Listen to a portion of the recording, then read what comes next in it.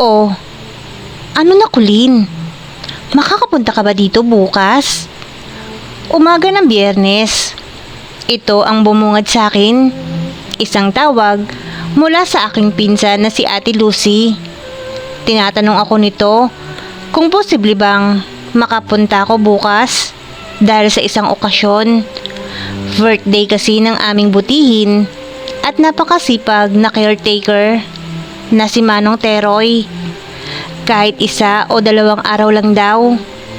Magkakaroon kasi ng salo-salo para kay Manong. Kasama kaming magpipinsan at pati na rin ang ibang kaibigan nito.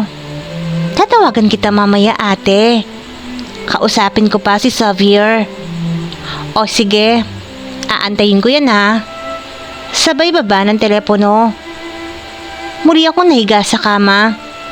Pilit kong hinihila yung puting kumot para itakip sa aking katawan. Sino yun Han? Tanong ni Hubby. Si Ate Lucy. She's asking kung posible bang makapunta ako bukas. May okasyon kasi. Go ahead Han. Akong bahala dito sa bahay. Samahan mo na lang kaya ako dad. Gusto ko sana Han. Kaso, tignan mo naman. Nagpapa-renovate pa tayo ng bahay. Walang mag-aasikaso dito. Oo nga pala no. Ongoing yung renovation sa bahay at walang maiiwan para magbantay. Matapos namin pag-usapan ni Hubby, ay agad kong tinawagan si Ate Lucy para sabihin na makakapunta ako bukas. Bago matapos ang araw na yon, ay nakatanggap din ako ng tawag mula kay Manong Teroy. Iha, pupunta ka ba dito bukas? Oo Manong, nakausap ko na si ate kanina. Magpapasundo ako bukas ng maaga Manong. Okay lang ba sa'yo? Aba, oo naman Iha. Ikaw pa ba? Oo nga pala Manong, may ibibigay ako sa'yo bukas. Galing kay tita. Regalo daw niya para sa'yo. Pakisabi naman kay ate, maraming salamat. Makakarating po Manong. Nagkaroon ng maikling katahimikan. May sasabihin ka pa po Manong? Mahiling din sana ako sa'yo Iha. Ano naman yun? Maka-score man lang ba ako bukas sa'yo? Sobrang nagiinit kasi ako eh. Regalo na lang sa akin bukas. Pwede ba? Dagdag pa nito. Fine. Wala rin ako maisip na regalo sa'yo eh. Hayaan mo. Akong bahala sa'yo. O sige Manong, pasayahin mo ako ha. Basta, magpapasundo ako sa'yo bukas. Manong ha? Sige Iha. Tumawag ka kapag malapit-lapit ka na dito. Pagkatapos naming mag-usap ni Manong, ay kaagad akong bumalik sa kwarto para makapagayos ng mga gagamitin ko papunta sa probinsya. Kinabukasan, maaga akong bumiyahe dahil malayo-layo din yung pupuntahan ko. Kailangan na maaga akong makarating para matulungan ko pa sila ate sa paghahanda. Nakakahiya naman kung darating lang ako kapag oras ng handaan at kainan. Not my type. Mga bandang 5:30 ng umaga, tinawagan ko na si Manong para magpasundo. Malapit na rin kasi akong bumaba ng bus. As always, alerto at laging maaga si Manteroy. Iba rin talaga ang nagagawa ng pagkahilig nito sa kamunduhan. Pagkababa ko ng bus, kagad niya akong inalalayan at kinuha pati yung dalo kong gamit. Ay, thank you Manong. Pasok ka na. Ayusin ko muna itong gamit mo sa loob. O, kamusta ang biyahe? Tanong sa akin ni Manong matapos isara yung pintuan ng van. Ayun, nakakapagod. Sakit sa pang-upo. Ang tagal ko kasing nakaupo. Aba, maswerte yung inupuan mo. Kasi, matagal ka nakaupo doon. Biro pa nito sa akin. Sira ka talaga Manong. Ano? Kanina ka pa siguro sabik na sabik ano? Agad kong Hinaplos ang hita ni Manong. Hindi ko nakakalimutan yung birthday gift mo sa akin ha. Paalala pa sa akin. Ay oo nga pala. Agad akong yumapos sa kanya. Humalik sa pisngi. Happy birthday Manong. Huwag kang magpapakapagod mamaya ha. May gagawin tayo. Oo naman. Asahan ko yan. Pagdating namin sa bahay, kinuha nito ang aking gamit at naunang umakyat papunta sa kwarto. Sumunod din naman ako sa kanya para ayusin yung mga gamit ko. Nagpalit muna ako ng damit. Pagkatapos, nag-ayos ng ilang gamit ko. Maya-maya pa ay bumaba na ako papunta sa kusina para magtimpla sana ng kape. Pero nagulat na lang ako dahil sa naramdaman kong kamay na humaplos sa aking pangupo. Ay, Manong! Hinawakan nito ang bewang ko at pilit na idinidikit sa kanyang katawan. Namiss talaga kita, Iha. Sira ulo ka talaga, Manong. Teka lang, baka papunta na si ate. Hinila nito ako sa isang sulok at doon, ginawa niya ang kanyang matagal nang gustong gawin sa akin. Napakabango mo talagang bata ka. Teka lang, Manong. Bago pa matapos ang aking sasabihin, ay naramdaman ko na ang kakaibang saya. Okay ha, handang-handa ka na. Teka lang Manong, baka abutan tayo dito ni ate. Tila wala namang narinig si Manong Teroy habang ipinaparandam niya sa akin ang walang hanggang kasiyahan. Halos hindi ko na alam ang aking mararamdaman ng mga sandaling iyon. Walang yaka talaga Manong Teroy. Napakagaling mo talaga magpasaya. Nasa kainitan kaming sitwasyon nang makarinig kami ng pagbukas ng pintuan sa backdoor ng bahay. Malapit lang ito sa kusina. Nagulat kami ni Manong at agad naglayo. Pumasok si Mang Jose, kaibigan ni Manteroy. Naabutan niya ako habang nag-aayos ng aking damit. Sa pagmamadali ko, nakalimutan kong kunin ang kapirasong saplot na hawak ni Manong. Nakatitig lang ito sa akin. Tila ba gulat na gulat sa kanyang nakita. Ano yun pare? Tanong naman Teroy. Hihiramin ko sana yung pala mo pare. Wika nito na parang ayaw alisin ang titig sa akin.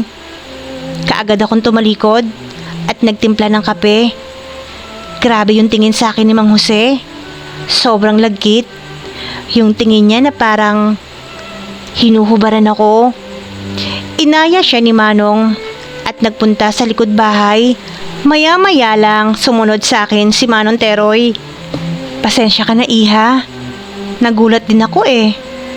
Anong sabi niya sa'yo Manong? Ano pa nga ba?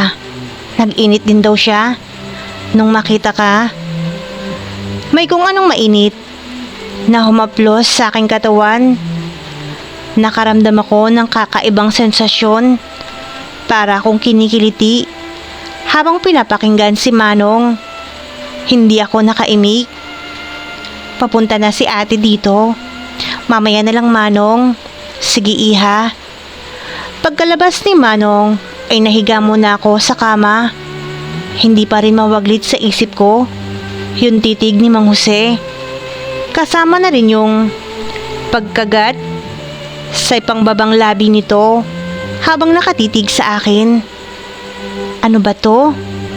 Sabay takip sa unan sa aking muka. Pinilit kong ibahin ang tumatakbo ngayon sa isip ko. Sakto naman at tumating na rin si Ate Lucy. Dala nito ang mga iluluto namin. Kasama niya rin yung ibang mga pinsan ko. Itinuon ko na lang yung isip ko sa pagluluto at paghahanda. Mababaliw na lang ako kung patuloy ko lang yung iisipin. After lunch, ay nagpunta na kaming nag-ayos para sa karawan ni Manong. Tapos na rin kaming magluto. Nagpaalam muna ako kay ate para maligo. Matapos silang tulungan sa paghahanda.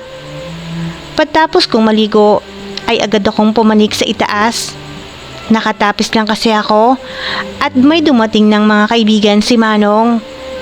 Bago ko pa man maisara yung pintuan ng kwarto, ay nagmamadali ring pumasok si Manteroy. Hoy, Manong, baka maabutan tayo dito. May sasabihin lang ako sa iyo, iha. Makinig ka muna. Ano ba yun? Dalian mo, Manong. Doon tayo sa kwarto ko mamaya, ha? Kapag nakalis na ang lahat ng bisita. Oo na. Sige na, Manong, magbibihis pa ako. Sige, iha. Matapos ako magbihis at magayos ng sarili, kaagad akong bumaba para sa salo-salo.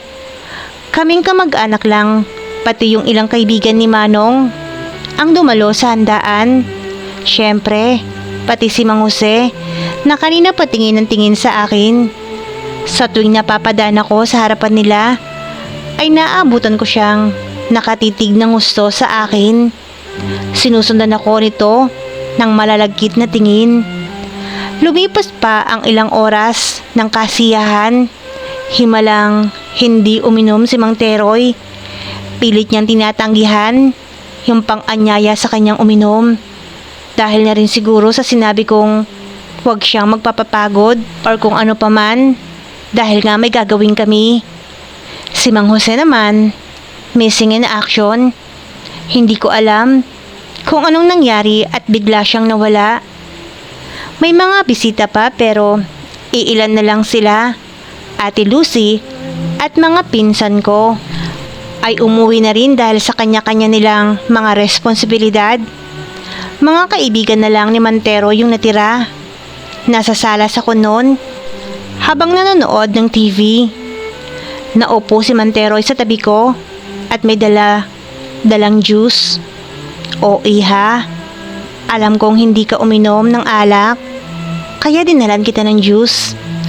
Ay, thank you naman, Manong. Walang anuman, iha. Teka, Manong, nasaan si Mang Jose? Ay, hindi na nakapagpaalam, iha. May bigla ang lakad daw. Sige, iha. Balikon ko na lang muna sila doon. Sure, Manong. Bisita mo naman sila, he. Mga ilang minuto pa. Nanonood, ay biglang may naramdaman akong kakaiba. Biglang may humagod sa aking kayamanan. Hindi ako mapakali at pakiramdam ko, talagang nagiinit ang aking katawan. Nananayo din ang aking mga balahibo sa braso. Nakalika ako ng ingay habang nararamdaman ko ang kiliting yon.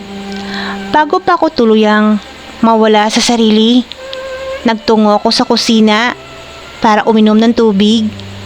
Pero bago ko pa magawa yon, hinawakan ako ni Manteroy. Manong, teka lang. Bakit pa ganyan ang itsura mo, iha? Umepekto na ba? Anong... Bigla niya akong hinalikan sa labi. Kasunod nun, mainit na halikan ang naganap. Gusto kong pumalag. Pero tinatraydor ako ng katawan ko.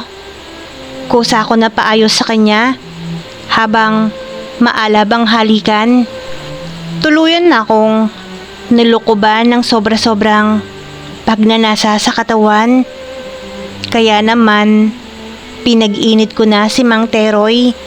Tanda ko, ilang sandali lang yon. Hanggang sa gusto na daw akong angkinin ni Mang Teroy.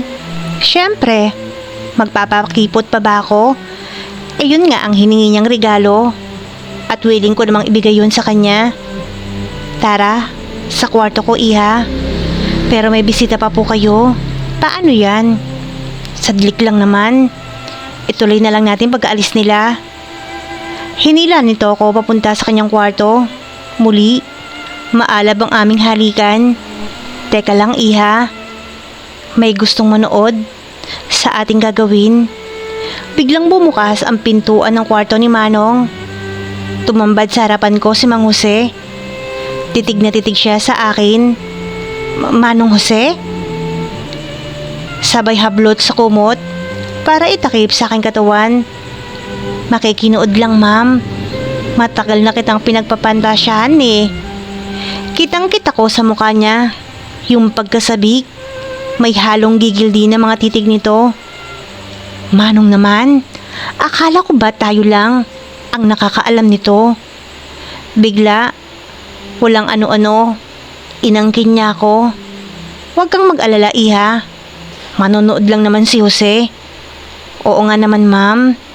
Pagbigyan mo na ako. Minsan lang naman eh. Agad niyang isinara ang pintuan ng kwarto. Naupo ito malapit sa silya at pinanood ako kung paano ko ang kini ni Manteroy. Walang iya naman, Manteroy. Wala naman ito sa usapan natin. Huwag ka nang mag-alala. Marunong naman magtago ng sekreto si Paring Jose.